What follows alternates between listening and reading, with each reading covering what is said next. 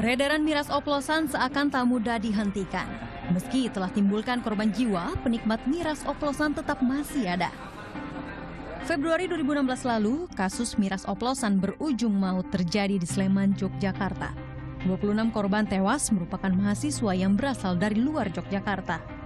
Para korban tewas setelah pesta miras oplosan yang diracik Sasongko. Sepekan lalu, 13 orang tewas berturut-turut setelah menenggak miras oplosan di Bantul, Yogyakarta. Para korban mayoritas bukan kali pertama mengonsumsi minuman berbahaya ini. Alkohol yang terkandung dalam miras oplosan tersebut sebabkan gagal fungsi organ. Mereka mendapat miras ini dari satu pengoplos yang sama. Polres Bantul telah menangkap penjual miras oplosan maut bernama Ferianto. Dan Jumat lalu, polisi akhirnya menangkap peracik miras oplosan maut, Udianto. Tertangkapnya Udianto bukan kali pertama. Sebelumnya, ia sudah pernah tertangkap untuk kasus yang sama. Namun Udianto hanya dikenakan peraturan daerah atau tindak pidana ringan dengan sanksi denda. Namun kini, Udianto tak dapat menghindar dari ancaman penjara maksimal 20 tahun dan ancaman Undang-Undang Pangan lebih dari 5 tahun penjara. Sementara Ferianto yang berperan sebagai penjual hanya dikenakan pasal 204 KUHP dengan ancaman 20 tahun penjara. Bisa kita sampaikan pada masyarakat, tolong jangan main-main dengan minuman keras. Karena selain membahayakan orang lain, dia juga mengancam kehidupannya sendiri. Karena bayangkan 15 tahun di penjara, karena dia memenuhi kebutuhan hidup, namun malah justru tidak bisa. Keluarganya dan lain sebagainya mesti akan rusak. Seperti itu. Miras oplosan racikan Udianto berbahaya dikonsumsi karena kandungan alkohol berdosis tinggi hingga 90% dan bahan campuran lainnya. Konsumen yang menenggaknya akan merasakan mabuk lebih cepat. Ini itu kapan terakhir buat? Hari Kamis ya. Terus campurannya sama seperti yang sebelumnya. Yang buat jenengan sendiri atau? Sendiri. Bahannya etanol itu? Manis buatan itu aja ya. Satu botolnya 15.000 harganya. 11.000. Berarti dijual lagi ke dari yang bawah 15.000. Miras dengan jumlah alkohol dosis tinggi disertai berbagai campuran cairan berdampak kematian mendadak.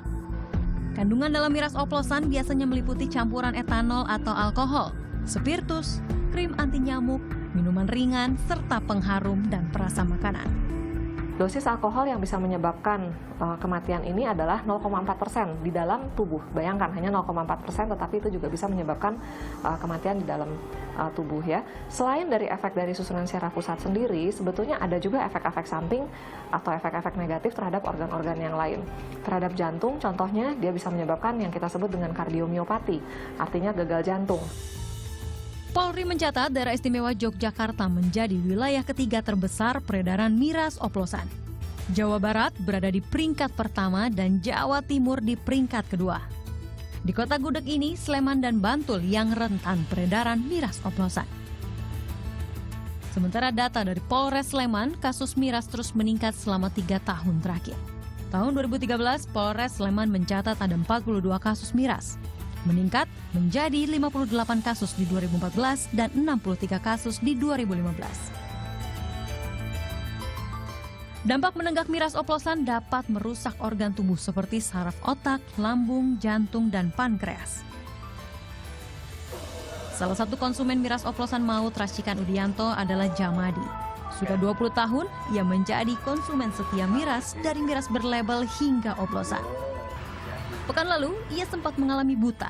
Tindakan medis berupa hemodialisasi atau cuci darah dilakukan untuk menyelamatkan nyawanya. Dari hati nurani. Satu saya minum itu minggu pagi saya bangun itu udah ngelihat apa-apa itu kelihatan cuma dikit, tahu-tahu mau ke kamar mandi melihat itu langsung putih semuanya. Itu nggak cuma susah lihat, memang nggak melihat. Udah saya sempat buta 1 hari. Pasca peristiwa ini ia bertekad tak lagi menyentuh dan mengonsumsi miras baik berlabel maupun oplosan.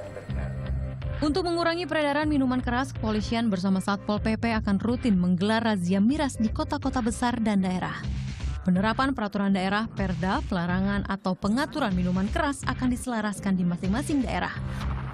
Langkah tegas ini ditingkatkan untuk menyelamatkan masyarakat Indonesia dari bahaya miras oplosan yang berujung pada kemiskinan, tindak kriminal, gangguan saraf, hingga kematian. Tim Liputan melaporkan untuk NET.